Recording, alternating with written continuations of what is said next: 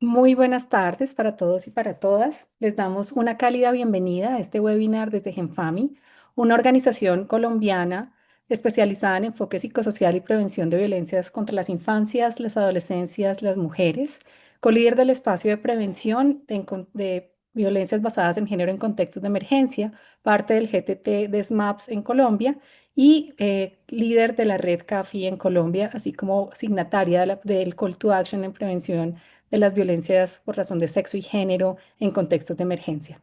Les damos la bienvenida a este webinar. No preguntes qué pasó, pregunta qué necesita. Un espacio de sensibilización sobre la respuesta y el enfoque psicosocial en las primeras semanas de una emergencia. Como ustedes saben, nos encontramos en un momento en el que muchas personas, familias, comunidades y equipos de respuesta están enfrentando impactos del reciente terremoto que ocurrió en Colombia el 10 de agosto pasado. En contextos como este, la forma de proteger, la forma en que nos acercamos, que preguntamos, escuchamos y respondemos, puede ayudar a proteger, pero también puede generar un daño si no actuamos con cuidado.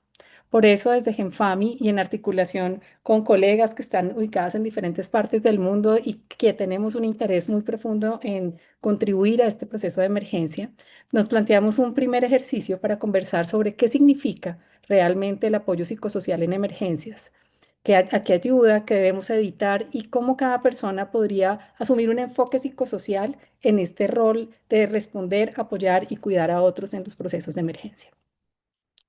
Y en ese sentido nos parece muy importante poder contribuir con una conversación donde nos ubiquemos en una lógica de fortalecer una respuesta más humana desde la dignidad, desde la ética, basada en evidencia y por supuesto planteándonos un elemento clave que es la seguridad. Hoy no tendremos una formación exhaustiva ni una capacitación técnica completa. Sin embargo, nuestras colegas que están invitadas el día de hoy nos van a plantear unos elementos críticos, fundamentales para tener en cuenta en una respuesta muy específica en torno a los terremotos. Resulta que en Colombia particularmente hemos experimentado crisis prolongadas, crisis complejas, desastres complejos, y eso nos ha llevado a tener una aproximación de los enfoques psicosociales, de los enfoques de protección, de los enfoques de emergencia que nos lleva a dar unas respuestas muy específicas. Y particularmente un contexto de catástrofe nos ubica en un elemento adicional donde hay cambios, estructuras que se mueven, sistemas que cambian y un elemento clave y es que las mismas personas que están brindando la respuesta o que están llamadas a hacerlo, muchas veces también cuentan con afectaciones directas sobre su vida, sobre la vida de sus familias, sobre sus contextos sociales y laborales.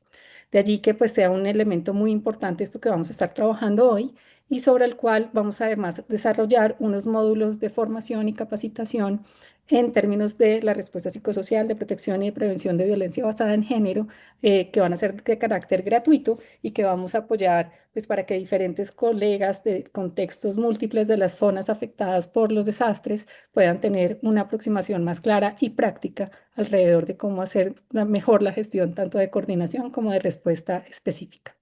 Entonces, la idea central que nos acompaña el día de hoy es sencilla, pero profundamente importante. Una emergencia arranca no solamente pensando qué fue lo que pasó, y más bien lo que debemos tener cuidado es no tener esta clase de preguntas porque podrían revivir el dolor cuando todavía es algo que está muy vivo, ¿no? Y en ese caso la pregunta muchas veces es la más cuidadosa, es ¿qué necesitas ahora? Así, vamos a contar hoy con dos personas a quien tengo el privilegio de presentar, que son además absolutamente, digamos, personas que están muy preocupadas por este ejercicio de lo que está pasando en la emergencia, pero además que cuentan con toda la experticia y con una excepcional trayectoria en salud mental, en apoyo psicosocial, en acción sin daño y en la respuesta a emergencias complejas, y que han tenido la oportunidad no solamente de trabajar en contextos de Colombia, sino que su experiencia las ha llevado a trabajar en diferentes regiones del mundo con diferentes tipos de emergencias complejas y particularmente en la respuesta a terremotos y las afectaciones que tiene sobre contextos de alta vulnerabilidad. Así, hoy nos acompaña Olga Rebolledo, psicóloga de la Universidad Javeriana con maestría en Psicología Social y el Desarrollo de la Universidad de Cambridge. Olga ha trabajado durante más de 2 décadas en Colombia en contextos internacionales, acompañando respuestas psicosociales en emergencias complejas, conflicto armado, desplazamiento forzado, desastres, guerra, crisis humanitarias en distintos continentes. Su experiencia combina el diseño de programas y de estándares de alta calidad, herramientas de valoración psicosocial, monitoreo y respuesta operativa en situaciones de alta alta presión, por lo cual para nosotros es realmente fabuloso poder contar con tu presencia, Olga. Muchas gracias. Olga se conecta desde Ginebra, desde donde ayuda a coordinar muchas de las emergencias globales. También nos acompaña la doctora Clemencia Ramírez, PhD en Psicología Clínica y de la Salud de la Universidad de Granada, con formación de maestría en Psicología y Filosofía. Clemencia además es una de las personas que más trabaja en Colombia activamente conectando la investigación, la respuesta aplicada, la respuesta basada en evidencias, y ella ha planteado una acción de respuesta en muchos ejes de trabajo en los que trabajamos con Genfami como investigadora, evaluadora y consultora internacional. Tiene una amplísima experiencia en migración forzada, en emergencias humanitarias, en trata de personas, en la prevención y atención de la explotación sexual y la violencia basada en género, pero con un enfoque muy específico en brindar y construir respuestas en salud mental, respuestas frente al trauma y la atención psicosocial. Clemencia ha trabajado con agencias y organizaciones internacionales integrando investigación, intervención clínica y gestión de respuestas humanitarias basadas en evidencia. Para nosotros, pues es también muy importante toda esta visión que nos aportas. Gracias, Clemencia, también por estar aquí, por unírtenos en este espacio, unírtenos a estas conexiones y este ejercicio de conectar a personas que tienen amplio conocimiento y muy específico para apoyarnos a todos quienes estamos apoyando la respuesta de esta catástrofe. Y desde Genfami, pues quienes no me conocen, mi nombre es Erika Velosa, soy directora ejecutiva de Genfami y desde nuestra organización pues nos interesa posicionar estos temas, contribuir a la respuesta, apoyarles a todos ustedes también en la construcción de fortalecimiento de capacidades y desde esa línea ayudar a prevenir, atender y proteger a las poblaciones más, digamos, afectadas por esta situación.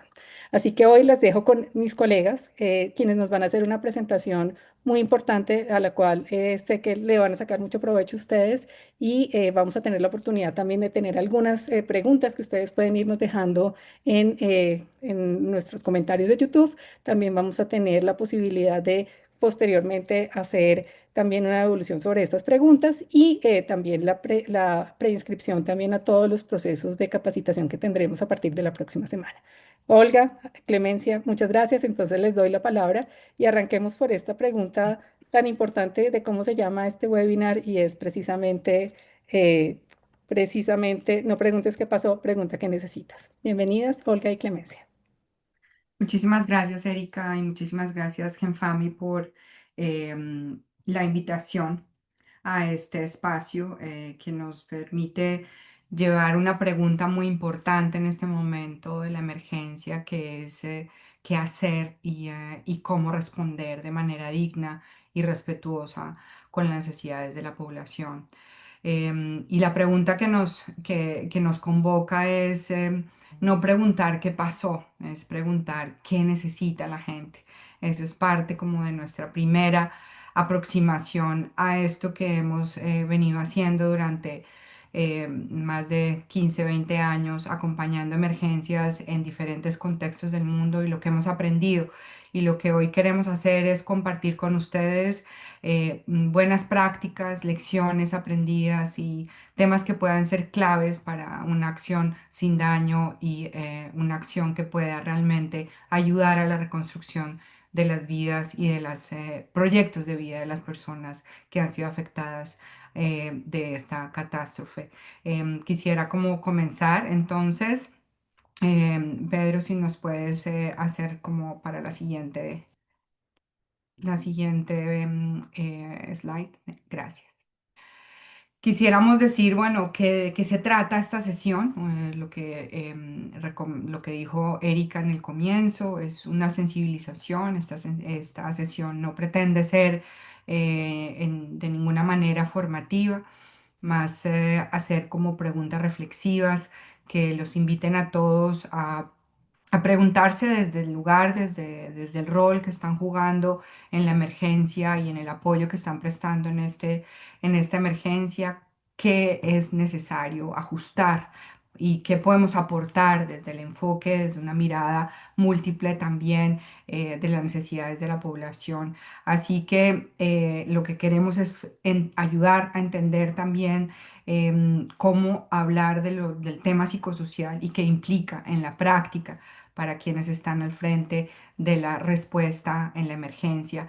Los tres objetivos de hoy, de esta conversación que vamos a tener con ustedes, va a ser en primer lugar ayudarles a distinguir la diferencia entre una respuesta psicosocial y el enfoque psicosocial y saber de qué manera podemos diferenciarla y de qué manera también podemos incluirla en el trabajo que se está haciendo en el día a día. El segundo objetivo es reconocer qué ayuda y qué hace daño. Es un poco tratando de compartir con ustedes esas experiencias que nos ha dado también la oportunidad de estar en diferentes contextos, diferentes emergencias en el mundo y cómo se aplica todos estos criterios, todos estos principios en la primera ayuda psicológica desde el rol que cada uno de ustedes está desarrollando en este momento. Así que esperamos que sea una sesión práctica, clara, que brinde elementos claves para ustedes para entender de qué manera podemos hacer una acción sin daño y una acción que también conlleve al respeto y a la dignidad de las personas afectadas. Sigo, por favor, Clemencia, con la cliente.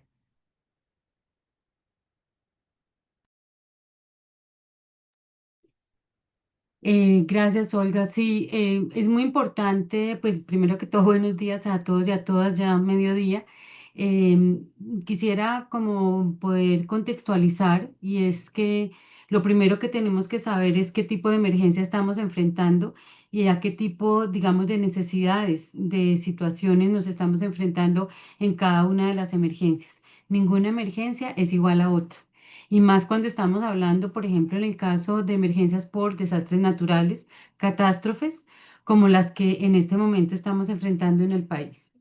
¿Qué sabemos nosotros del terremoto que nos afectó a todos nosotros en Colombia el pasado 10 de agosto de este año? Primero que todo, que fue a una hora de la mañana, a las 7:34 de la mañana, donde cada persona pues estaba obviamente en un proceso seguramente de organizar su día y todo eso. Y esta es una situación que aparece tan disruptivamente que altera primero que todo la cotidianidad y lo que pues lo que es los hábitos generales de las personas. Entonces ya desde ahí tenemos que empezar a contextualizar, ¿sí? Lo que sucedió el 10 de agosto.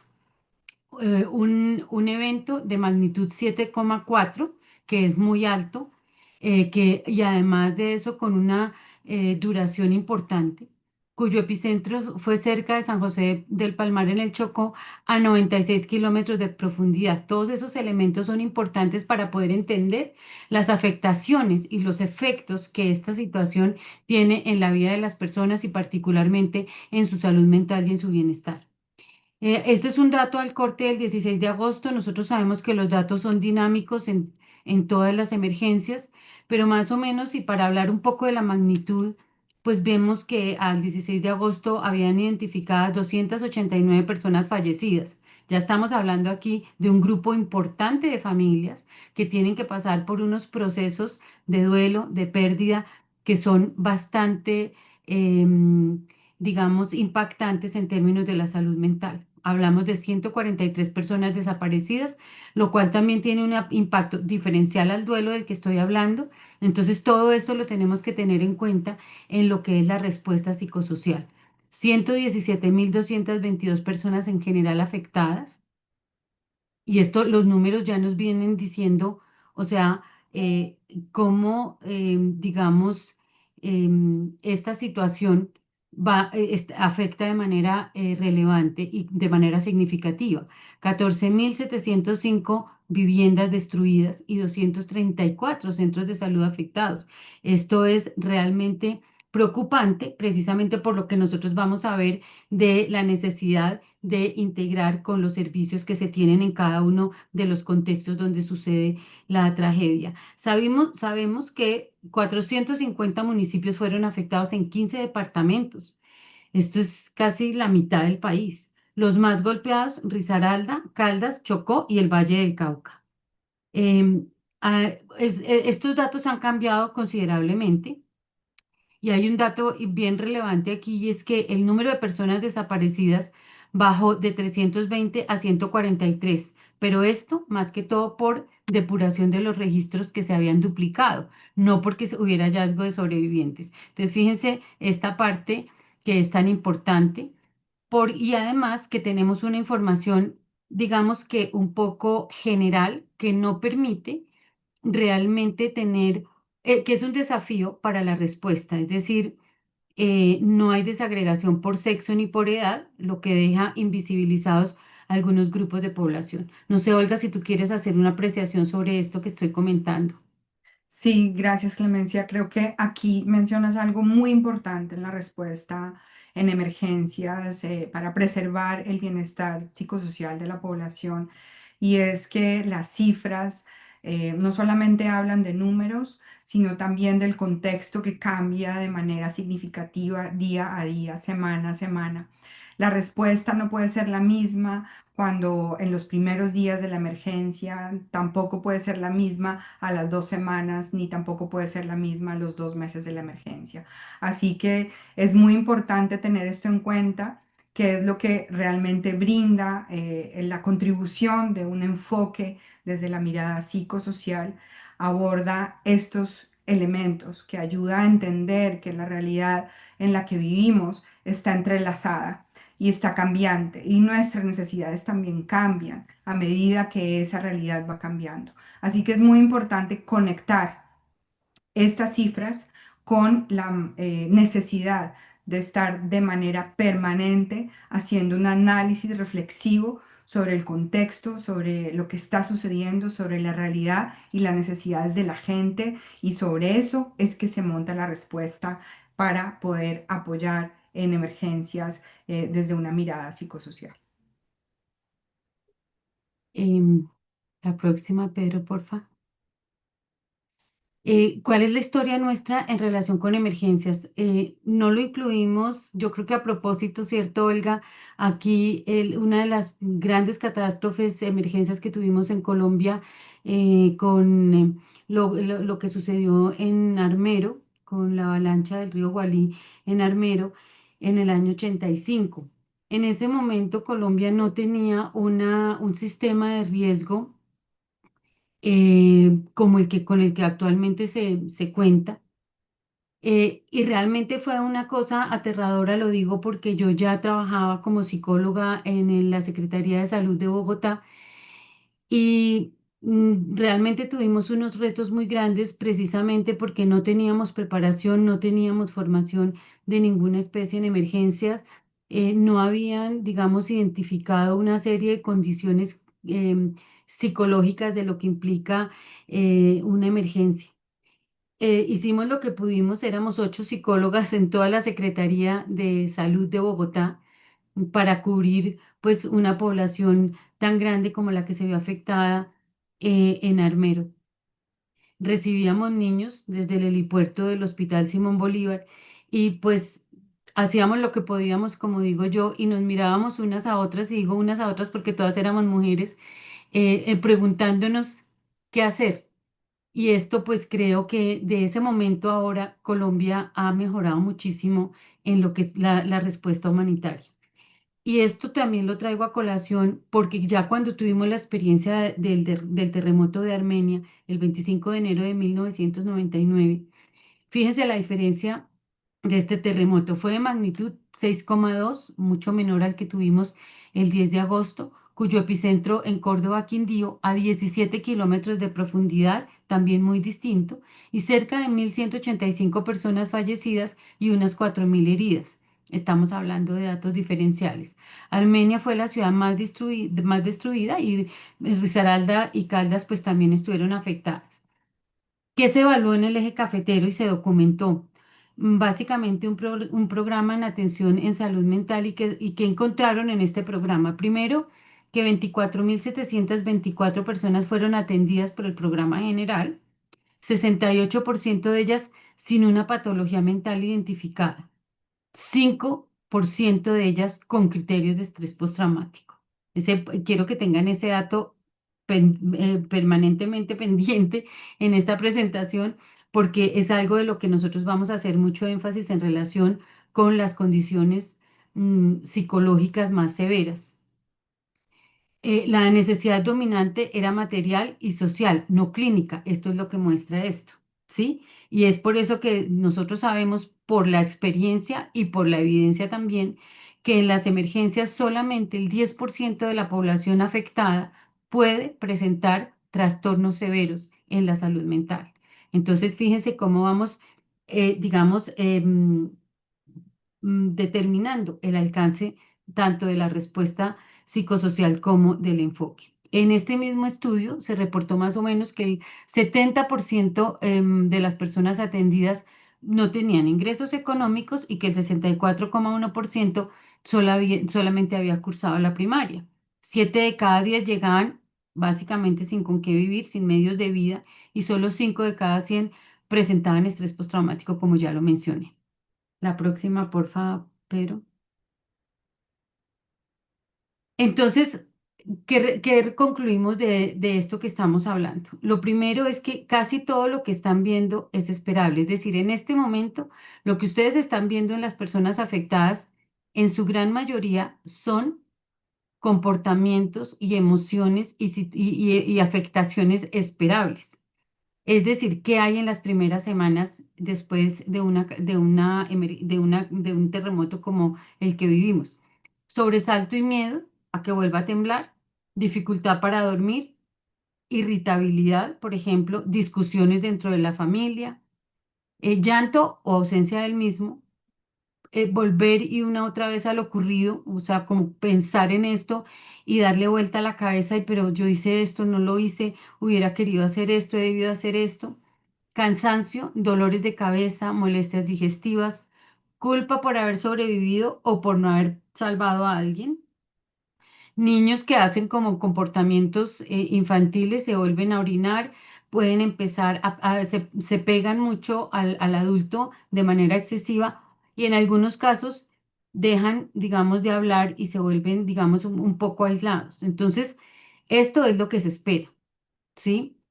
Es como nosotros siempre lo hemos mencionado, son respuestas de personas normales ante un hecho anormal, porque pues un terremoto no es algo que se presente todos los días, gracias a Dios, ¿cierto? La mayoría de estas sintomatologías, si la podemos llamar entre comillas, va mejorando con el tiempo, dependiendo de qué, de que la gente tenga la información apropiada, dónde están dónde se pueden recibir ayudas, quién me puede informar dónde está mi familia. ¿Qué pasó con mi casa? Voy a poder tener el seguro que me ayude a recuperar lo que perdí. Esta información, pues obviamente va disminuyendo todo este tipo de situaciones.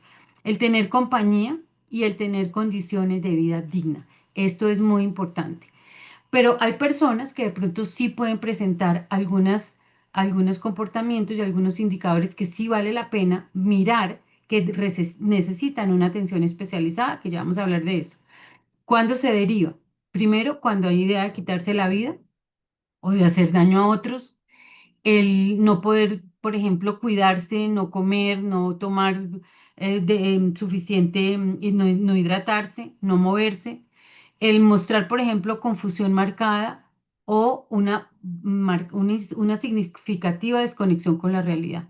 Una persona, por ejemplo, con enfermedad mental previa que quedó sin tratamiento, digamos, empezar a nombrar mal lo que se ve en el primer momento es hacer daño. Es decir, mencionarle a una persona que tiene un trastorno o tratarlo como enfermo porque reacciona de una manera, por ejemplo, una persona con alta irritabilidad, pues convierte una respuesta esperada en un problema, ¿sí? Y obviamente que tenemos que ser muy cuidadosos con las palabras que usamos con las personas, porque las personas pueden pensar, digamos, que sí tienen algo cuando realmente lo que tienen es una respuesta normal frente a una situación. Sentir miedo es lo más esperable en una situación como esta. En la próxima, Pedro. Sí, creo que es muy importante, si vamos un poco antes, perdón, a la anterior, Pedro, vamos a hablar de esta diferencia entre la respuesta y el enfoque. Ujú. En la anterior, por favor. Perdón, la La siguiente. próxima, la próxima. Ya, gracias. Hay temas muy importantes que queremos poner aquí en la discusión y es entender la diferencia entre lo que significa la respuesta psicosocial y el enfoque psicosocial. pero primero arrancar por una comprensión de por qué hablamos de psicosocial, y no solamente de un apoyo psicológico.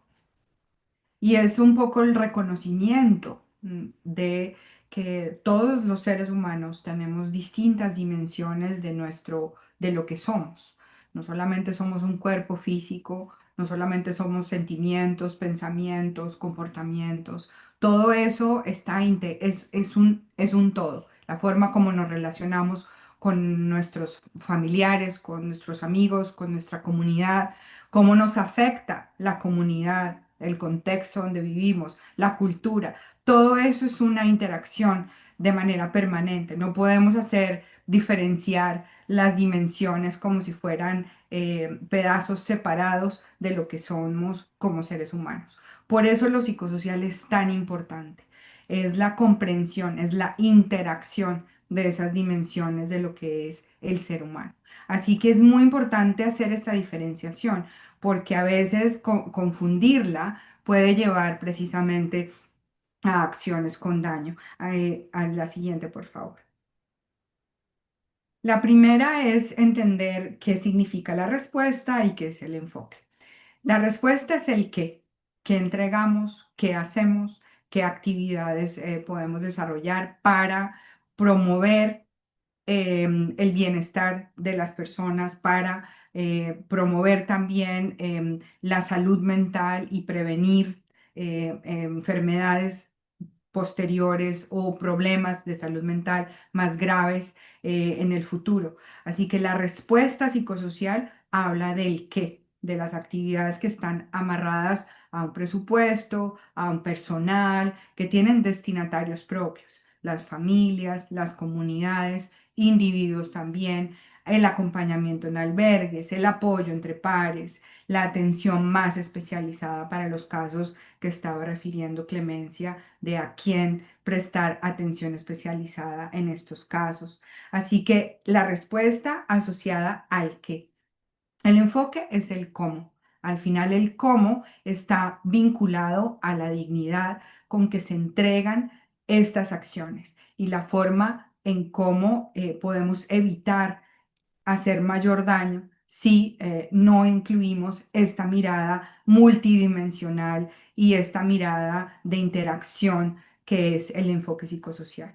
El cómo es muy importante porque no tiene actividades concretas, pero son criterios importantes, que es la manera en que se decide todos los demás sectores: salud, agua, albergue, protección, el registro de los damnificados, el tema de educación, la comunicación de las cifras, la comunicación de cómo se entrega las cifras y cómo se entrega la información a las familias que han sido afectadas. Así que no es un sector, pero es una condición de calidad de todo lo demás.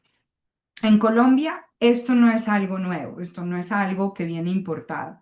En Colombia se habla del enfoque psicosocial y está escrito en la Ley 1448 del 2011. También está escrito en cómo el PAPSIBI fue diseñado, y en los decretos étnicos también. Y es una obligación, ya no es solo una recomendación técnica de un organismo internacional, es una obligación porque hemos aprendido que a través de este enfoque es que podemos evitar el daño adicional a las poblaciones más vulnerables y que han sido afectadas por las distintas emergencias. La siguiente.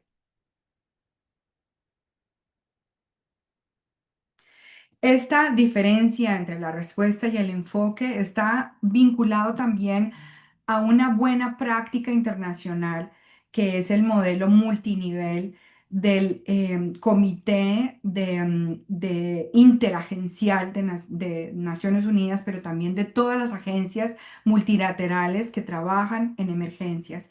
Esto salió de esta práctica y de entender que la respuesta en emergencia no puede ser aislada, que la respuesta en emergencia no puede ser únicamente la reconstrucción de los albergues o solamente la atención especializada en salud o en apoyo psicológico.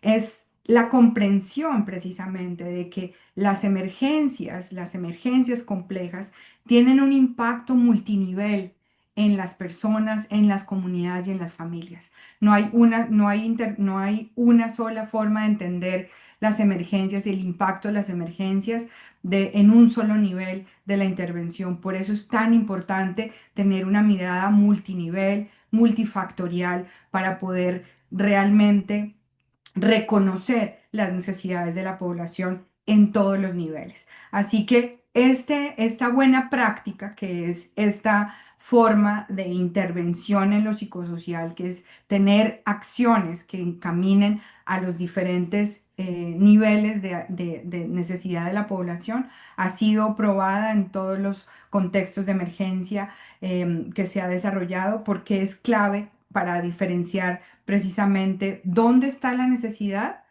y dónde estamos quienes estamos respondiendo en la emergencia. ¿Dónde está la necesidad? Como decía Clemencia, y para traer esa cifra del 10% de la población que es la que requiere de una atención clínica especializada, es precisamente aquí es donde podemos comprenderlo. Y es entender que en la base, en el nivel uno, es donde están la mayoría de las necesidades de la población en los casos de emergencias y terremotos como los que sucedieron, como el que sucedió en Colombia. ¿Por qué? Porque lo que entendemos y es lo que queremos ayudar como a comprender y a discutir es que finalmente la destrucción de esos servicios básicos, de la protección, de la seguridad, es nuestra base para sentirnos, para que nuestra salud mental estemos tranquilos, para que nuestro bienestar también se construya sobre la base de una seguridad y de una protección mínima. Cuando eso se derrumba, eso también tiene un impacto en nuestras emociones, como lo vemos, la forma de reaccionar. Nos sentimos temerosos, ansiosos, angustiados, obviamente por todo lo sucedido. Así que ese nivel es muy importante y casi que el 80% de la población que ha sido víctima de una catástrofe, de una emergencia como un terremoto, están ubicados en ese nivel. ¿Qué quiere decir? Que cuando se recuperan esos servicios básicos y se puede recuperar con condiciones dignas lo que se perdió, la mayoría de la población recupera su estado emocional y empieza a sentirse mejor.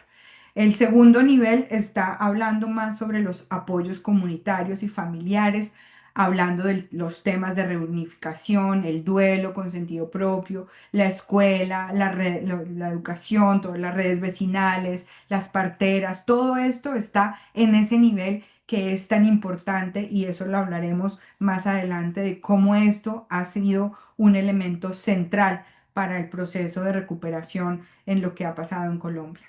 Y por lo general, ¿dónde estamos quienes respondemos? Por lo general, la gran mayoría de los que trabajamos en psicología y estamos en el tema de salud mental, casi no hay experiencia ni formación en emergencias como tal. Así que por lo general, lo que se responde en este momento se está tratando de responder en niveles 3 y 4. Pero ¿por qué no? Porque es en lo que nos han formado. Nos han formado como psicólogos para poder hacer apoyo focalizado, para poder dar servicios especializados, atención psicológica o psiquiátrica para quien lo necesita. Pero lo que vemos y lo que hemos visto en las experiencias internacionales es que esos dos niveles son los que tienen menos necesidades o menos población para responder en esos dos niveles. Así que es muy importante que tengamos esta mirada de modelo multinivel, más allá, digamos, de dónde viene, es entender también que esto es un reconocimiento de la complejidad de las necesidades en materia psicosocial y de salud mental de las poblaciones afectadas en contextos de emergencia. Y estos cuatro niveles van simultáneos, no van en secuencia. Eso es algo muy importante también de aclarar. Clemencia, ¿tú quisieras agregar algo más acá? Sí, quería como especificar un poco sobre el tema de lo que trabajamos en el nivel 3 y 4. En el nivel 3, digamos que nosotros privilegiamos los primeros auxilios psicológicos. No con esto quiere decir que los primeros auxilios psicológicos no se trabajen en otros niveles. Esto creo que ha sido un gran debate dentro de los expertos en emergencias. Sin embargo, digamos que estos primeros auxilios psicológicos son importantes, pero no son la única alternativa en los apoyos focalizados. Muy importante tener una muy buena formación en intervención en crisis, precisamente porque hay una población que puede estar manifestando unas, digamos, unas reacciones de crisis frente a la situación en, no, digamos, en las primeras semanas, pero también posterior a las primeras semanas, ¿sí? Precisamente porque cualquier situación, una réplica o algo puede generar una segunda crisis, o sea, las crisis no se presentan una sola y además las crisis son individuales, también son familiares y también son colectivas y comunitarias. Entonces hay que tener, digamos, como posibilidades de, de tener recursos para para todos estos niveles, digamos, de la intervención en crisis. Y lo otro es la atención psicológica de primer momento, que no es necesariamente un proceso terapéutico, quiero hacer esa claridad, sino que hay que recurrir a atención psicológica tanto individual como comunitaria, que ya lo vamos a explicar después, ¿sí? Y tener la capacidad de poder tener unos indicadores claros para la derivación al cuarto nivel, donde sí se necesita, donde se atiende ese 10% del que yo hablé al principio. Entonces quería hacer como esa claridad y además que existen muchos recursos técnicos que no necesariamente es la atención individual, sino que se privilegian una serie de actividades que apoyan la salud mental y que pueden ser más trabajadas desde lo comunitario y lo familiar. A eso me refería. Gracias, Olga. Perfecto. Gracias, Clemencia. La siguiente, Pedro, por favor. Gracias. Bueno, en relación al enfoque psicosocial en concreto, para que podamos entender esa diferencia que estamos tratando de precisar aquí. En relación a tres decisiones de esta emergencia en particular. Por ejemplo, en el listado de personas desaparecidas. Como ustedes saben, y lo dijimos en el comienzo, el registro de personas desaparecidas pasó por depuración de 320 a 143 registros, pero varias familias recibieron la noticia por llamada sin protocolo. ¿Cómo haríamos esta decisión del listado de personas desaparecidas con un enfoque psicosocial? En este caso, lo que haríamos es definir quién llama a las familias, qué se dice durante esa llamada, en qué orden se avisa y quién acompaña la reacción de las familias cuando se da la noticia por teléfono. Eso es una decisión psicosocial. ¿Por qué? Porque tiene unas implicaciones en el duelo, porque tiene unas implicaciones en la reestructuración de la familia y es muy importante que todo ese enfoque, el enfoque psicosocial, nos ayuda a entender que esta decisión tiene unas implicaciones psicosociales en la vida de las personas. La segunda decisión, el registro de los damnificados. Aquí, por ejemplo, quien queda inscrito como jefe de hogar determina quién recibe la ayuda. Eso es muy claro en los protocolos que existen para la entrega de las ayudas en el registro de damnificados. En el Chocó, por ejemplo, el 48.5% del trabajo es informal y sobre todo femenino. ¿Esto qué nos dice cuando tenemos el lente puesto del enfoque psicosocial? Es que la definición del hogar deja de ser un asunto de un formulario o de un proceso administrativo y se debe consultar antes de aplicarla.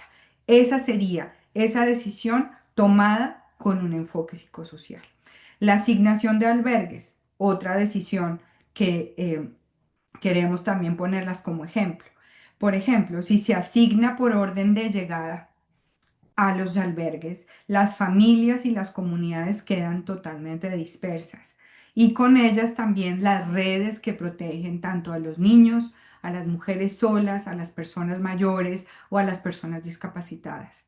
En este sentido, ¿qué podemos hacer desde un enfoque psicosocial para que esto no haga más daño ni tampoco vulnere los derechos y la dignidad de las personas? Aquí lo que podríamos hacer es asignar, por ejemplo, por unidad familiar y comunidad de origen, es decir, que los albergues no sean asignados por orden de llegada, sino por unidad familiar y comunidad de origen. Eso llevaría a qué? A que estas decisiones que las ha tomado no una persona de salud mental, no la tomó un psicólogo, no la tomó un psiquiatra, no la tomó un trabajador social, fueron decisiones administrativas, también son decisiones psicosociales, porque sin ese enfoque, lo que va a pasar o lo que puede pasar es que el equipo que va a responder o va a poder dar una respuesta psicosocial va a tener que reparar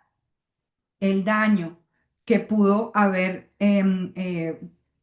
sucedido por haber comunicado de manera equivocada, por ejemplo, una noticia de la desaparición de un familiar, o por ejemplo, por haber no registrado adecuadamente a las mujeres que son cabeza de hogar en el Chocó, o no haber, por ejemplo, facilitado la reunificación familiar. Entonces, en ese sentido, es muy importante tener esa noción, esa comprensión de lo que significa y en la contribución del enfoque psicosocial en concreto en lo que significa las decisiones en una emergencia como esta.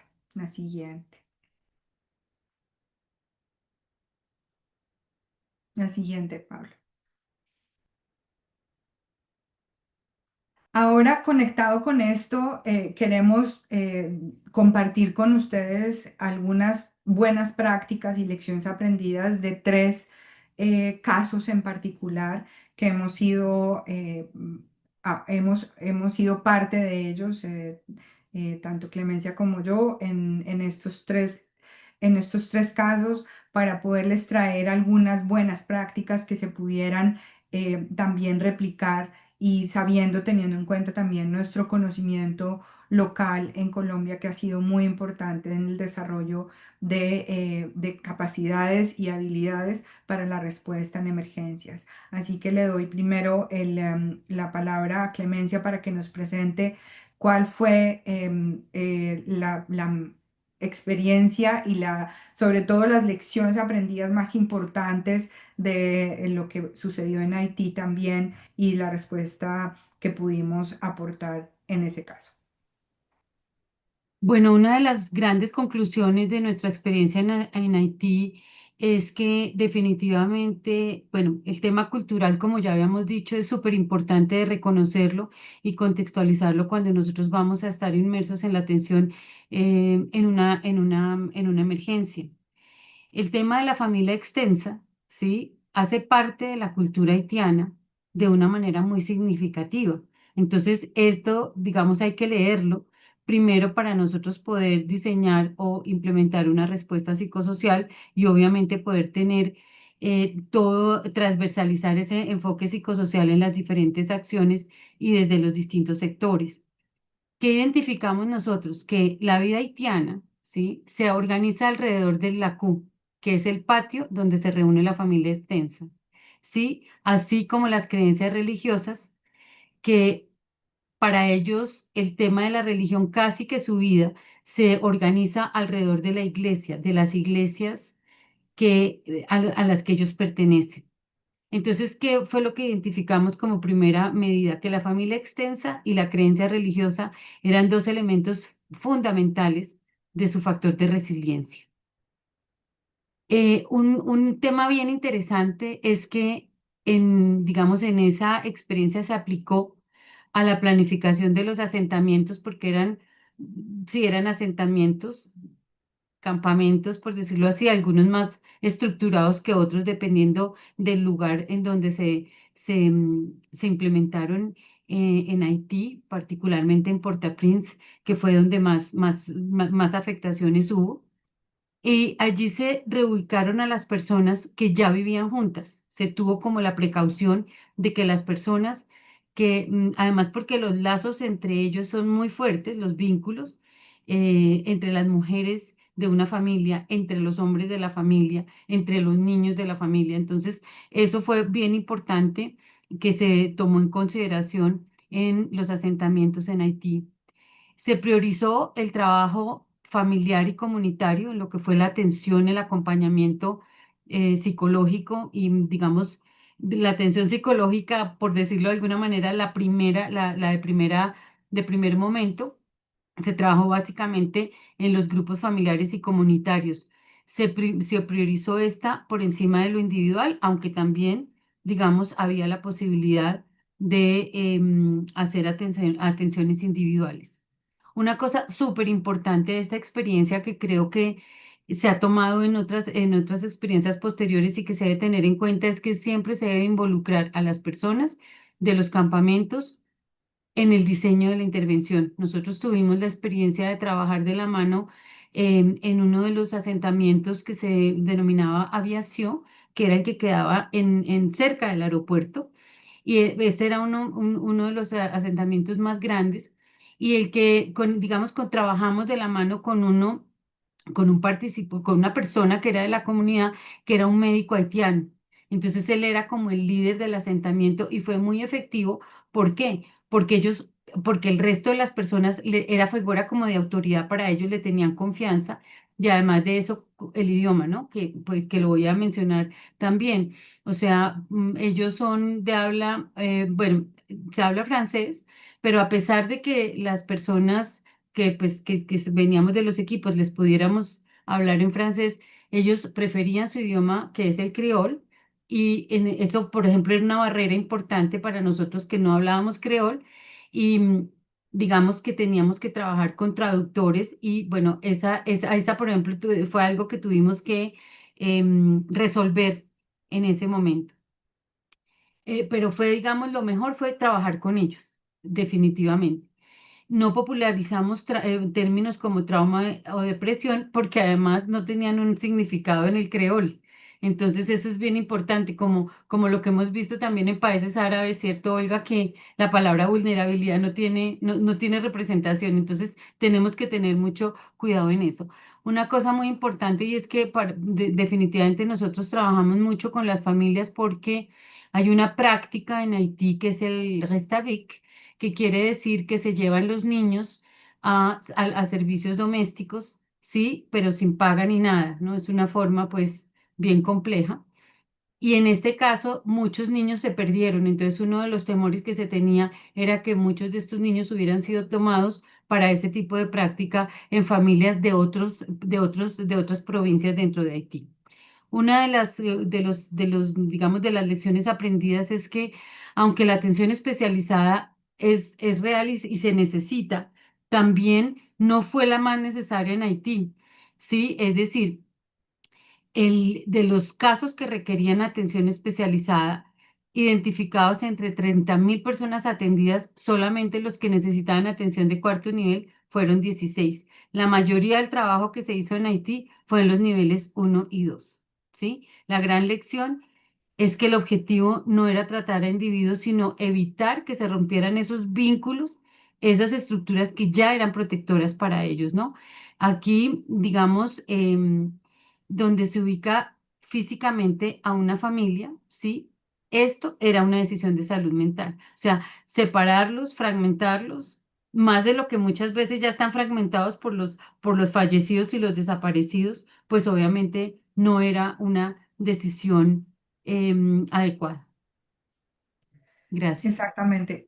Creo que esto conecta con algo muy importante de la siguiente experiencia que es Nepal. Y en ese sentido, también recoge unos denominadores comunes entre lo que sucedió en Haití y lo que pasó en Nepal. Y en Nepal la principal lección fue que integrar en lo que ya existe y sostenerlo fue lo más importante y fue lo que determinó el éxito del programa que se estableció y que aún sigue corriendo en Nepal. En Nepal se formaron equipos de trabajadores de salud, sobre todo de primer nivel. 1.041 trabajadores de salud se formaron y también se ayudó en el establecimiento de centros de salud. 78 se establecieron y se atendieron a 3.422 personas. Esto, ¿cómo se explica los resultados y la evaluación que se hizo posterior a la emergencia y al terremoto que sucedió en Nepal, en relación a los temas claves que queremos compartir aquí para que se tengan en cuenta en lo que está empezando a dar la respuesta en emergencia en Colombia? La primera es lo más importante aquí, es la formación al personal público que ya estaba en el lugar, em, y que no se estaba contratando equipos temporales de organizaciones externas. Porque esto lo que llevó es que al final de la emergencia, cuando termina la emergencia, la capacidad se queda en el sistema y el sistema se fortalece. Así que esa es una lección aprendida muy importante y un factor relevante para poderlo replicar también en lo que significa la respuesta en emergencia en Colombia. El segundo es la supervisión continua y los esfuerzos y los refuerzos periódicos a los equipos, teniendo en cuenta que la formación no puede ser entendida como de un solo día o de una sola semana, sino también de entender, como lo dijimos al comienzo, que está asociado al cambio permanente de la información, al cambio permanente de las necesidades de la gente. Así que la respuesta no puede ser la misma en el comienzo de la emergencia y ahora, 10 días después de la emergencia, las necesidades son otras y tenemos que entenderlas, tenemos que analizarlas, tenemos que evaluarlas, y por eso la supervisión conectada con la formación vincula también la posibilidad de tener una respuesta con más calidad, de verdad asociada a las necesidades reales de la gente y no con modelos prescritos y quizás con hipótesis que estamos llegando desde el centro, desde Bogotá o desde Medellín o desde la capital, para poder aplicarlos en el terreno sin entender las repercusiones permanentes y los cambios permanentes que se tienen que hacer en la respuesta. Así que eso es muy importante, la supervisión continua y los refuerzos en formación periódicos. Y finalmente, la salud mental se integró en la atención primaria de salud pública y no fue un servicio aparte.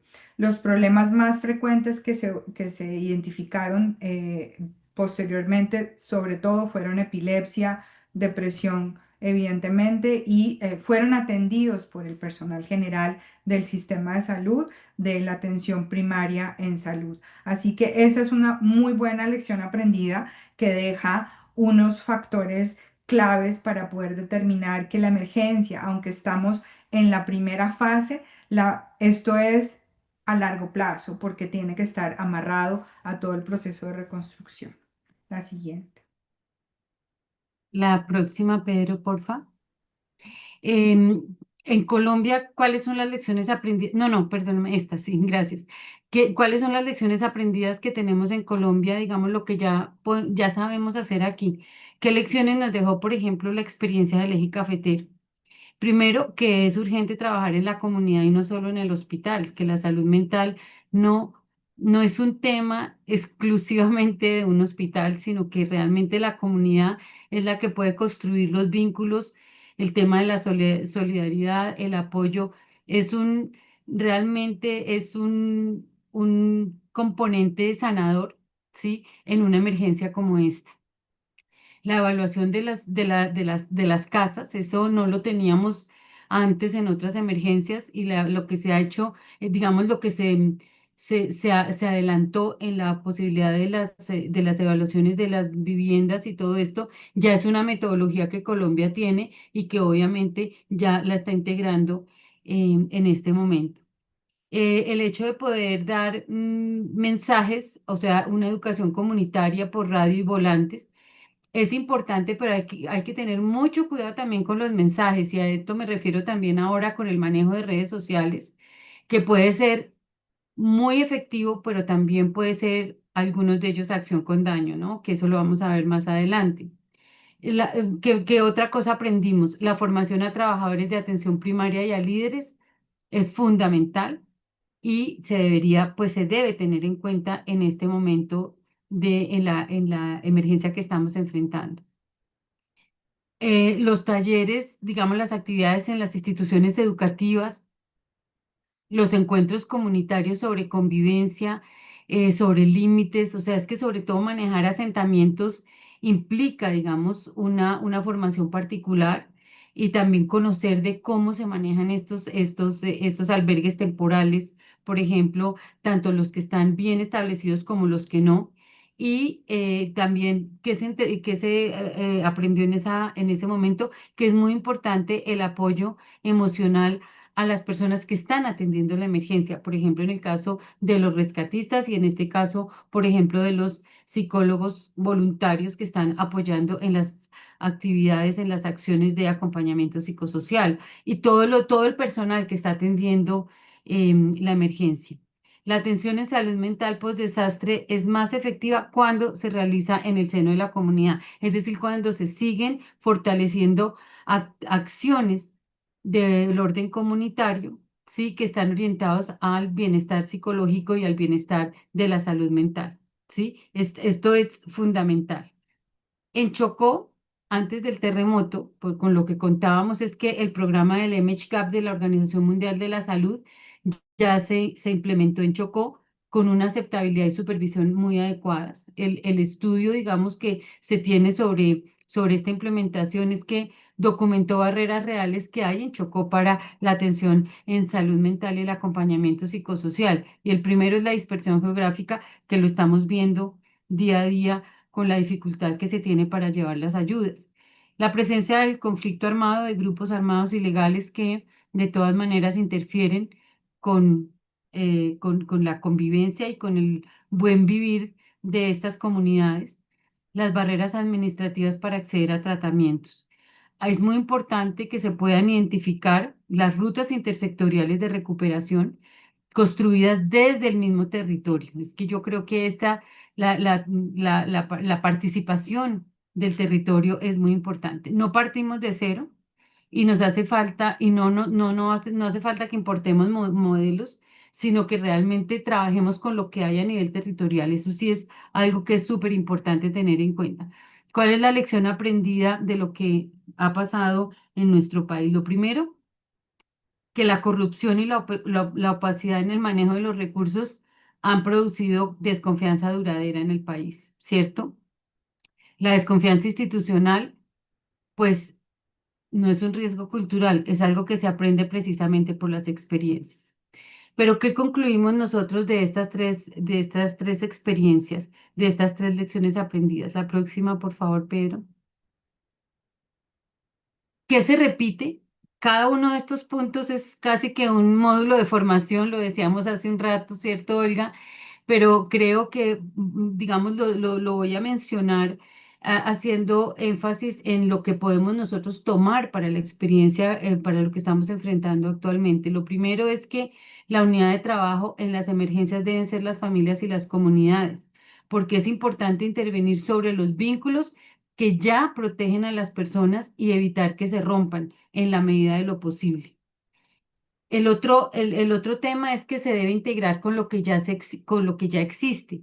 Sí, es importante que los servicios públicos pues se restablezcan, las instituciones de educación, los grupos de parteras, las organizaciones de líderes y lideresas, toda la acción de la iglesia en los territorios.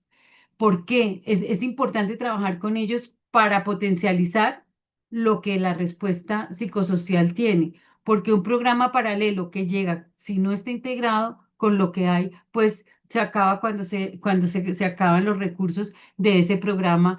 Que puede ser financiado o un programa de voluntarios eh, que no tenga, digamos, no puede tener sostenibilidad. Eh, Muy importante este tercer punto. Se trabaja y se forma a quien ya está en el territorio y se le acompaña y se le supervisa. Puede ser puede ser que, digamos, que estas personas también estén pasando por por la situación de enfrentar el terremoto, pero digamos que el acompañamiento les puede ayudar, digamos, a resolver su propia situación para poder ayudar a otros, pero como tú explicabas con lo de como lo que pasa en los aviones, que primero se pone la máscara de oxígeno para uno y luego se lo da al otro. Pero es importante aquí tener en cuenta que es importante trabajar con la gente que está en Chocó, la gente, el recurso que ya tenemos en Pereira, el recurso que tenemos en Cali, y obviamente es acompañarlos, darles información, darles formación y supervisar. La formación sin supervisión no cambia la práctica, porque la supervisión es la que sostiene la calidad. Sí, bueno, el tema de que debemos hablar en el lenguaje de la gente y fortalecer que la población participe en el diseño, no solo que lo reciba, y pues el tema de la coordinación, que no sé si Olga, tú quieres hacer énfasis en este punto. No, creo que has mencionado todo y me parece muy importante tener en cuenta esas buenas prácticas que hemos identificado y que sería clave también sobre todo en los procesos de acompañamiento y los procesos de supervisión, porque a veces quizás desmitificar algo que quisiera repetir aquí es creer que porque estamos en emergencia, nosotros, como las personas que estamos respondiendo, los primeros respondientes, tenemos una responsabilidad ética en bajarle el acelerador y dar una respuesta mucho más informada, dar una respuesta también mucho más asentada y que sea contenedora y que sea estructurada, porque de lo contrario también producimos más daño, generando más caos cuando estamos en modo también de emergencia en la misma respuesta, en la misma manera de entender la realidad de lo que está pasando. Así que es muy importante desmitificar también la manera en cómo respondemos, que no significa velocidad, no significa más y más acciones o ser activistas o entrar Mm. como en fase reactiva, sino nuestra responsabilidad como trabajadores de la salud mental es todo lo contrario, es ponerle el freno y empezar a conectar. Y para conectar necesitamos observar y para observar necesitamos escuchar y para escuchar necesitamos estar presentes y no estar y claro, obviamente tenemos todas nuestras repercusiones en nuestra propia vida, pero es importante tener esas claridades antes de dar una respuesta. La siguiente, Pedro. Gracias. La próxima.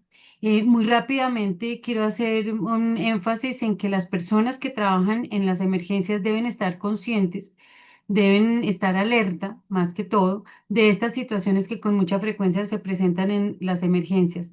La primera, que se incrementan los casos de violencia basada en género y la violencia sexual en razón del género, precisamente por las condiciones, digamos, de desorden y de caos que muchas veces se dan en los asentamientos, en los albergues temporales, sí, o en los albergues que no están, digamos, debidamente constituidos, por decirlo de alguna manera, y lo mismo el tema de la explotación sexual de mujeres, niñas y niños, porque ustedes saben que muchas personas pierden sus medios de vida y entonces estas redes criminales, lo mismo que las redes de trata de personas, se aprovechan de la vulnerabilidad de estas personas para hacer ofertas laborales fraudulentas, vincularlas, digamos, a negocios criminales como es la trata de personas, muchas veces el modelaje webcam, que se ha visto en muchas emergencias que sucede. Entonces, las personas que están, los equipos psicosociales, deben conocer de primera mano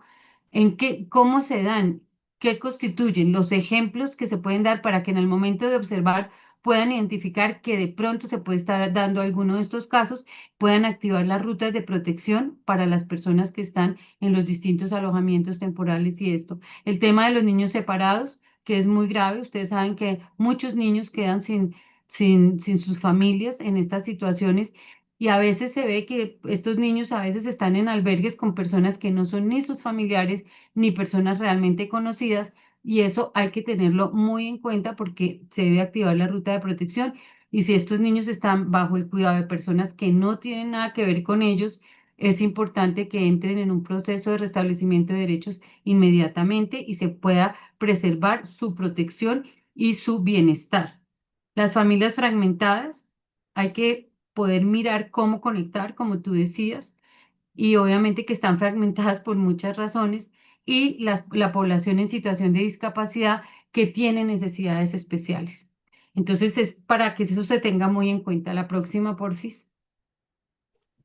Sí, Listo. estos elementos que acaba de mencionar Clemencia son claves para comprender por qué es tan importante aplicar los principios de los primeros auxilios psicológicos y entender qué significa brindar una atención en primeros auxilios psicológicos, que no es una técnica que está reservada a los psicólogos o a los psiquiatras o a los trabajadores sociales, es una forma de estar presente que cualquier persona que puede aplicar desde su rol, donde está en la emergencia, siempre y cuando tenga la formación en estos protocolos. Esto es muy importante resaltar. La siguiente. En los primeros auxilios psicológicos queríamos hacer como una diferenciación entre lo que es y lo que no es. ¿Qué es una ayuda psicológica en primera instancia? Es un apoyo práctico y humano a alguien que acaba de pasar por algo muy grave, que en este caso es el desastre natural.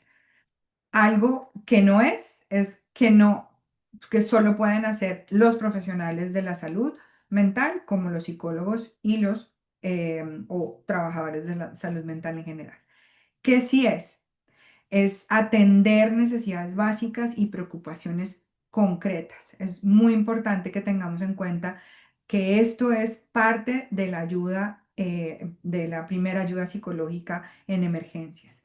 Es escuchar también sin presionar a hablar, es consolar y ayudar a que la persona se sienta en calma, se sienta tranquila, se sienta en protección y segura. Ayudar a acceder a información, a servicios y a apoyos sociales y a proteger, por ejemplo, a las personas de daños mayores. ¿Qué no es la ayuda psicológica? Algo, como dije, no, que no solamente lo tienen que dar los psicólogos, lo podemos dar todos que estamos involucrados en este proceso. Es más, es la forma también de democratizar la salud mental, la tarea o la responsabilidad en la promoción del bienestar psicosocial y la prevención de problemas de salud mental. Es una responsabilidad de todos los sectores. Así que no es un asesoramiento, no es una terapia, no es una sesión para que la persona analice lo que le sucedió a quien está pidiendo el apoyo. No es presionar a nadie a contar sus sentimientos o los detalles de lo que vivió. No es un diagnóstico tampoco, ni una clasificación de lo que acaba de contarnos la persona o de lo que necesita. Tampoco es una conversación única que resuelve algo por sí sola. Así que es muy importante entender que pedirle a alguien que cuente lo que vivió no es primera ayuda psicológica y al contrario puede empeorar las cosas. La siguiente.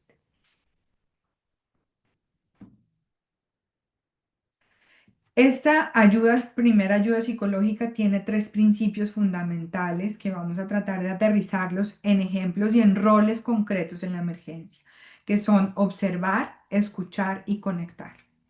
Como decíamos antes, para poder entrar en la emergencia tenemos que prepararnos también, tenemos que averiguar qué pasó, tenemos que leer, tenemos que entender qué servicios hay disponibles, quién está dando qué, para no replicar tampoco esfuerzos, duplicar respuestas, hacer confusión con la población y qué riesgos de seguridad existen. Todo eso tiene que estar antes de entrar en la emergencia, antes de entrar en el apoyo. Llegar sin esa información nos convierte las buenas intenciones, querer voluntariamente y con toda la buena voluntad poder apoyar, podemos ser más estorbo que bien. Así que estos tres principios son fundamentales para tenerlos en cuenta. El primero es observar.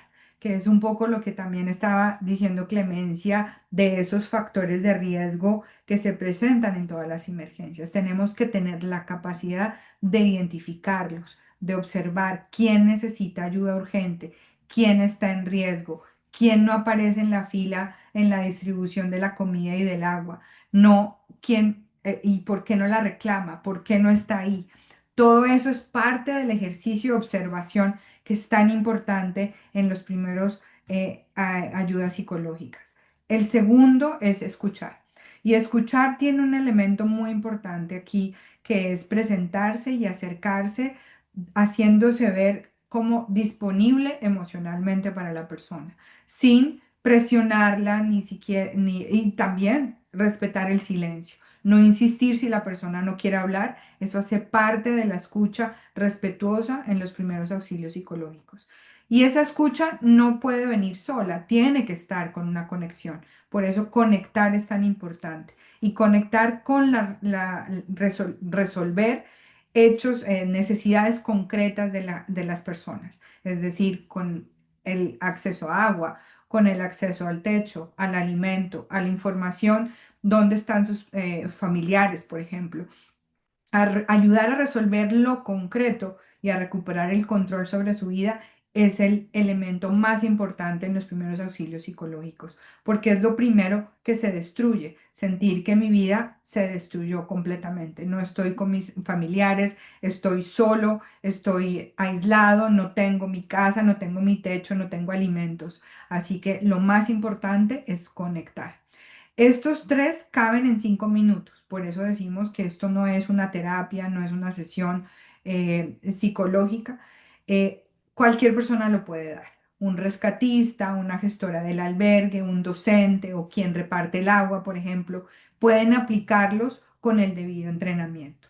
Lo que sí se requiere es saber a dónde derivar, cómo conectar y facilitar esa ruta y activar esas rutas de protección, activar esas rutas de atención que lleven precisamente a que lo que hagamos no sea una promesa vacía y lancemos a las personas en el vacío después de un apoyo que podamos brindar.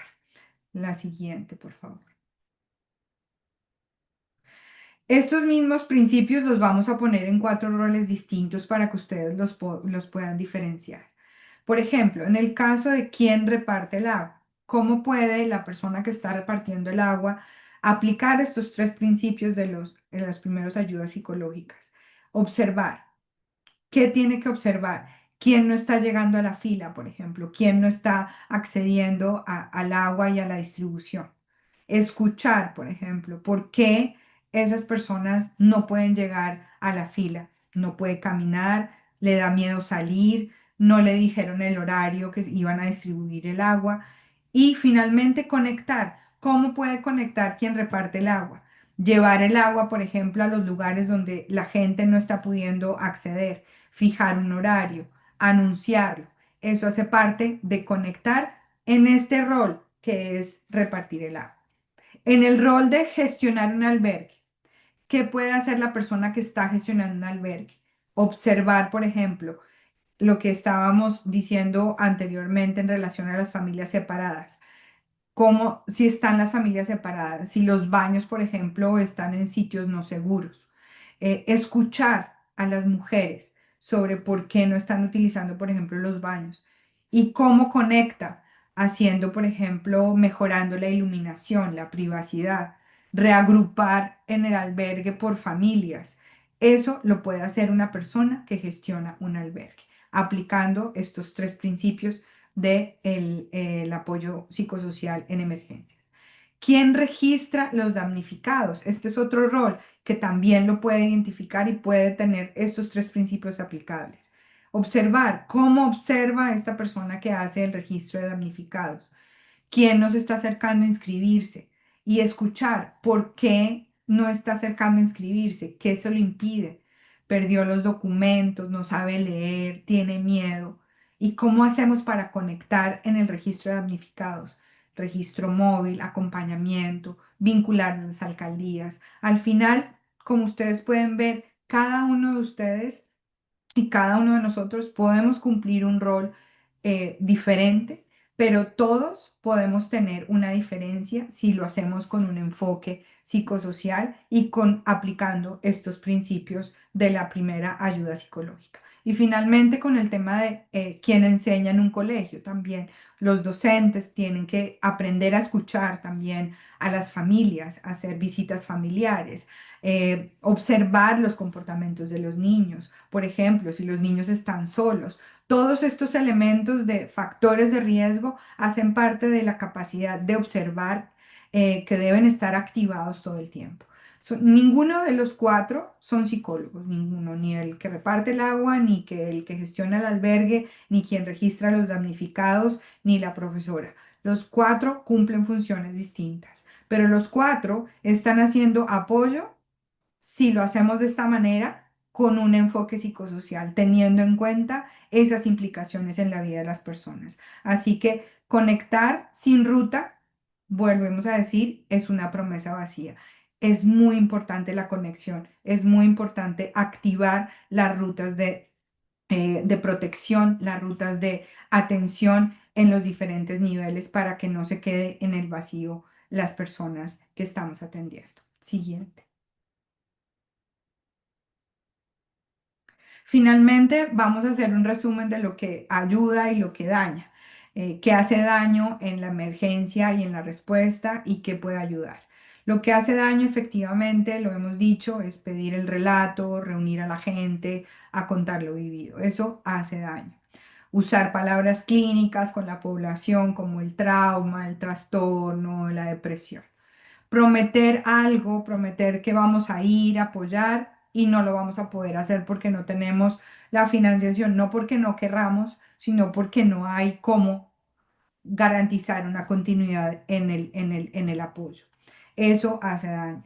Entrar al territorio sin hablar con las autoridades legítimas. Eso también hace daño porque al final vuelve un tema fragmentado que no deja que la población pueda recibir toda la respuesta de manera armónica e integral. Convocar a un espacio de apoyo y hacerlo obligatorio, por ejemplo. Eso hace daño. Trabajar solos sin supervisión y sin ruta de remisión a otros niveles, también es una acción con daño. ¿Qué ayuda? Estar disponibles, como les decíamos anteriormente, y acompañar a quien busca hablar. Nombrar las reacciones como esperables en el lenguaje de la gente sin tener que diagnosticarlas o ponerles una categoría. Decir con exactitud la disponibilidad y los tiempos en los que podemos brindar el apoyo. Entrar con el consejo comunitario, con el cabildo, la junta de acción comunal. Resolver lo concreto es algo muy importante en estas primeras semanas de la emergencia. Vincular con el agua, con el techo, con la información sobre un familiar. Todo esto hace parte de la acción en emergencias que tiene unas implicaciones en la salud mental de las personas. Ofrecer, dejarlo voluntario y preservar la confidencialidad. Registrar, derivar y verificar que esa remisión se hizo efectiva. No lanzar a las personas en el vacío, no mandarlas a una institución sin saber si realmente la van a poder atender. Así que tiene que haber previos acuerdos de coordinación, previos acuerdos de rutas para que pueda llegar la gente y saber que sí la van a atender. Eso hace parte del ejercicio y de la gestión que se tiene que hacer en la respuesta. Así que le doy la palabra a Clemencia para que pueda darnos.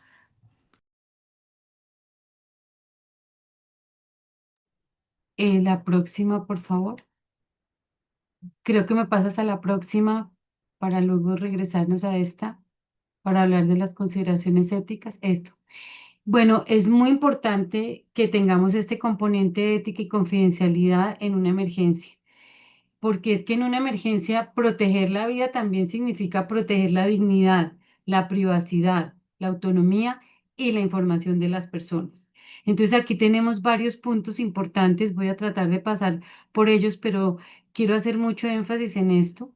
Primero que todo, tener en cuenta los principios básicos éticos, ¿no? La acción sin daño, que ya lo hemos venido mencionando a través de toda la presentación, la beneficencia, que siempre cada acción sea en beneficio de las personas, respeto, sobre todo el respeto, la preservación de la dignidad de las personas que están sufriendo, que están en hay un sufrimiento emocional individual y colectivo, precisamente por la exposición a esto.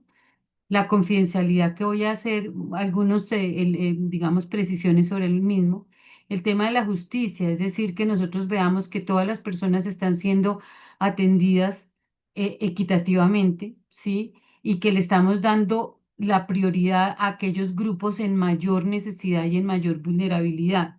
El enfoque diferencial, que lo hemos mencionado, tener en cuenta que las necesidades de los distintos grupos pues son diferenciales y esto hace de que nosotros tengamos un conocimiento exhaustivo de la población a la que nosotros estamos apoyando. El interés superior del niño, los niños, las niñas y los adolescentes son prioridad en cualquier emergencia, ¿sí? La no revictimización. Sí, eso de verdad lo que ha dicho Olga todo el tiempo, de no decir cosas, digamos, de no pedirles qué fue lo que les pasó, pues eso es una forma de revictimización. El tema de la sigla que tengo ahí es la prevención de la explotación y el acoso sexual. Ustedes saben que ha pasado en muchas situaciones de emergencias que, digamos que son expuestos, digamos, porque hay funcionarios de emergencias que utilizan su condición de su situación de poder para pedir, digamos, favores sexuales a cambio de algún tipo, digamos, de beneficio en la atención en emergencias. Obviamente eso es una falta ética fatal, pero todas las organizaciones que trabajan en emergencias, todas tienen una ruta de PEAS, entonces cada uno de los que está trabajando en terreno debe conocer de su organización cuál es la ruta para denunciar un caso de este estilo en cualquier emergencia, ¿sí? ¿Qué significa la confidencialidad en una emergencia? Pues obviamente proteger, tener esta regla de oro que es la necesidad de saber, pero solamente saber lo necesario, ¿sí? Proteger la información y limitar la divulgación de esta información, ¿sí? Tener en cuenta la confidencialidad colectiva. Nosotros sabemos que atendemos en albergues, ¿sí? Esa es la forma como se da el acompañamiento psicosocial en un albergue, con las familias en comunidad, pero si nosotros estamos escuchando a una persona específica, darnos un relato particular, tenemos que darnos cuenta de quién está alrededor, que esta persona tenga por lo menos el mínimo de confidencialidad para que su información no, no sea compartida por personas que no tienen por qué compartirla. Además, tener en cuenta que hay datos sensibles, entonces yo no puedo tomar estos datos sensibles sin preservar esa confidencialidad y esa privacidad de los datos de las personas. La confidencialidad también tiene un límite, porque yo comparto una información determinada si la persona está en riesgo. Por ejemplo, una ideación suicida, una persona víctima de violencia de género, o alguien viene y me dice es que una persona se me acercó, me ofreció un trabajo, entonces ahí yo tengo que activar rutas, por lo tanto la información debe ser compartida. Una recomendación. Nosotros sí le recomendamos a los actores humanitarios y particularmente a los equipos psicosociales no tomar fotografías en zonas de desastre y fuera de no tomarlas tampoco publicarlas en redes sociales. Esto atenta contra la confidencialidad y contra la ética, ¿sí? Además, digamos, nosotros también, digamos, desde todo este enfoque se recomienda no poner sitios dentro de las zonas de desastre que anuncien que hay un acompañamiento, una atención psicológica en los sitios, porque esto es estigmatizante y esto también atenta contra la confidencialidad y obviamente las personas pues difícilmente van a ir a estos sitios a buscar ayuda. Nosotros tenemos que ir a ellos para ofrecerles la ayuda y esto es de una manera mucho más neutra y preserva mucho mayor la confidencialidad. Em, Preguntarnos quién necesita saber y qué información y si tengo la autorización para yo preguntar eso que voy a preguntar, ¿sí? Si hay una necesidad legal, por ejemplo, de informar algo, pues tengo que tener en cuenta todos el marco legal que existe en cada país o en cada contexto, precisamente para esto. El consentimiento informado. Emergencia no es falta de consentimiento. Me debo asegurar, estamos haciendo acompañamiento psicosocial a familias, a comunidades, a individuos. Tengo que tener ese consentimiento primero porque lo dice la ley, pero también porque lo prescribe la ética. Entonces, si no lo puedo tener un consentimiento escrito, por lo menos tenerlo de manera verbal, pero que yo lo pueda registrar de alguna manera. Sí, el uso del WhatsApp y la comunicación digital que se da mucho en emergencias, es importante tener en cuenta que no se debe compartir ningún tipo de información por este medio a menos de que sea un canal autorizado y que lo mantienen solamente un grupo de personas específico, ¿sí?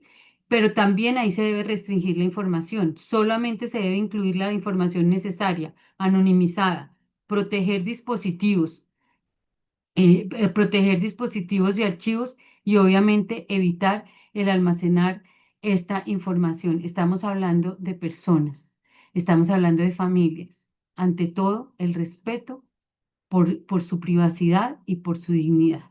No sé si, Olga, tú quieres agregar algo frente a lo que dije mm, respecto a los Solamente, sitios. solamente conectar para terminar, ir cerrando ya, sobre todo con lo que mencionas en relación a la confidencialidad en emergencias y esto que habíamos hablado de desmitificar que la respuesta en emergencia nos implica también estar en modo reactivo y que no tenemos tiempo y que hay que hacerlo ya, y que a veces en ese afán también de ayudar, nos olvidamos de elementos que están amarrados a la ética y a la preservación de la dignidad de las personas y la intimidad de las personas.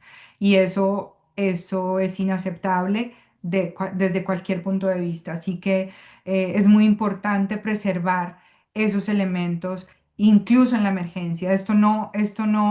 El hecho de que estemos en emergencia no nos limita tampoco en la calidad que podamos prestar y sobre todo en los elementos de sostenibilidad y de respeto por la dignidad de las personas. Así que queremos ir cerrando con una invitación a todos los presentes a tener como estas 5 prácticas para desde ya lo que están haciendo, desde su rol, desde cada uno de los roles de los que ustedes están teniendo en este momento. En primer lugar, una práctica que los invitamos es que no pidan el relato. Se acompaña a quien busca hablar, a quien quiere, uno se hace disponible, no se convoca a nadie a relatar lo que vivió. Eso es muy importante, esa es una práctica que los invitamos a todos.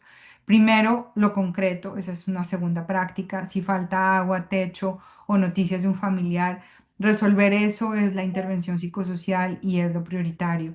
Lo tercero es no prometer algo que no podamos sostener, decirlo con fechas, con tiempos, y no desaparecer de pronto. Eso es muy importante, que lo que se promete hacer se pueda sostener. La cuarta práctica muy importante es se entra con la autoridad del territorio, no se entra de manera aislada, se trabaja con los consejos comunitarios, con los cabildos, con la Junta de Acción Comunal, con la jefatura del servicio, pero no se hacen intervenciones paralelas y de manera aislada.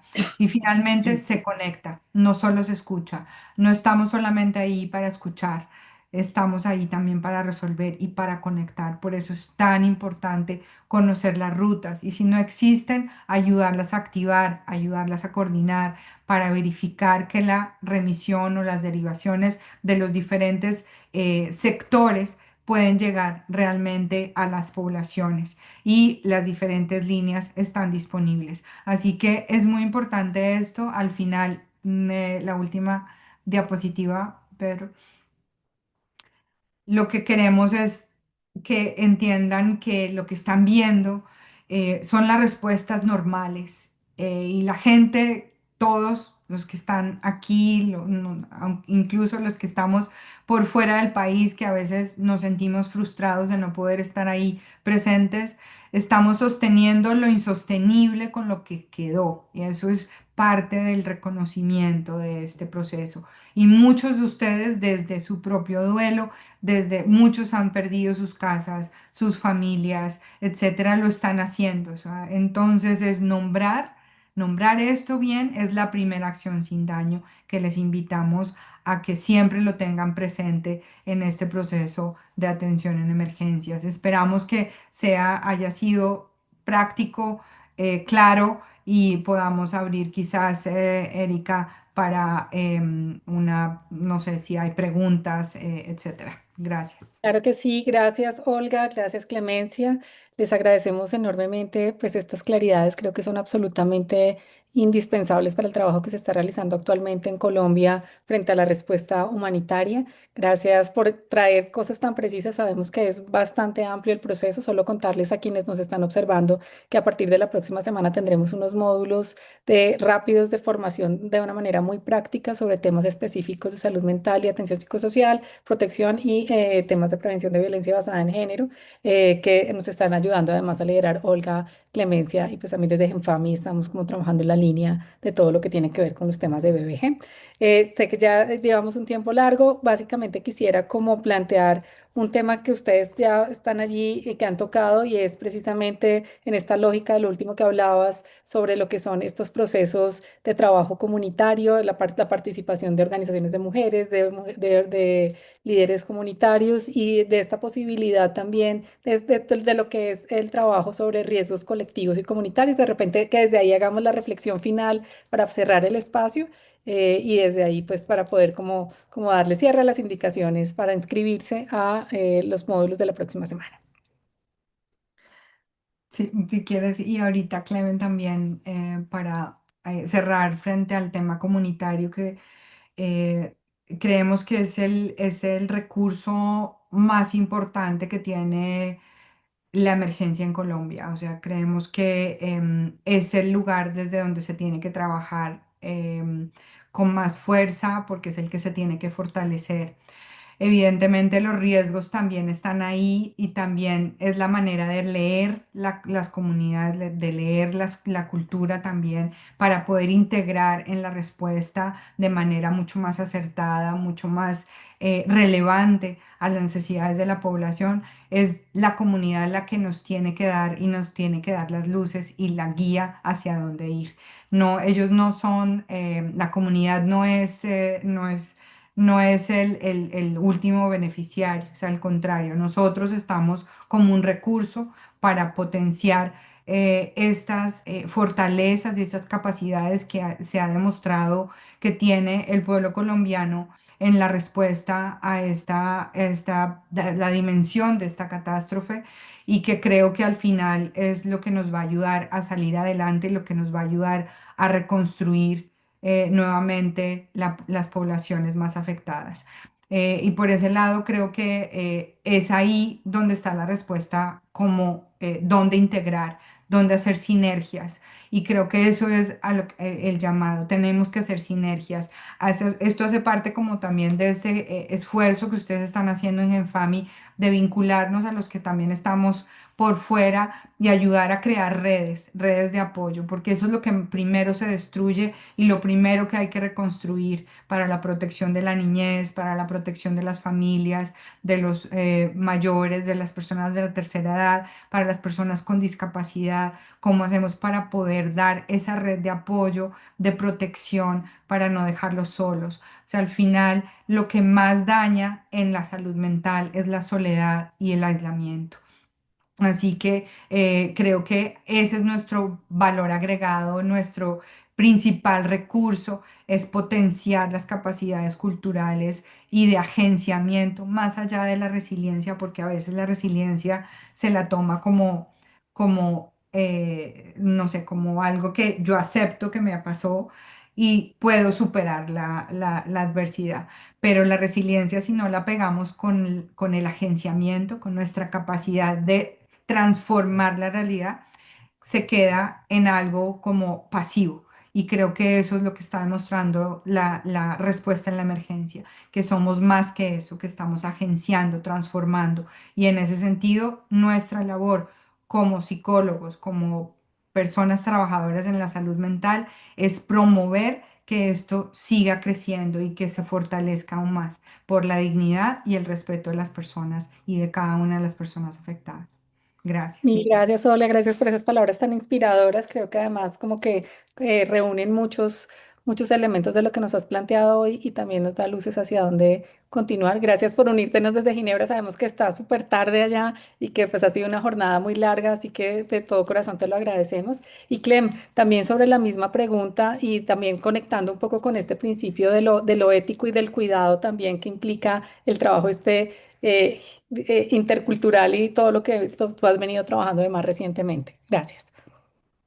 Sí, yo creo que primero que todo las personas, digamos, deben estar como conscientes de que lo primero que hay que preservar en todas las emergencias es la dignidad de las personas, desde el momento en que son rescatadas, ¿cierto?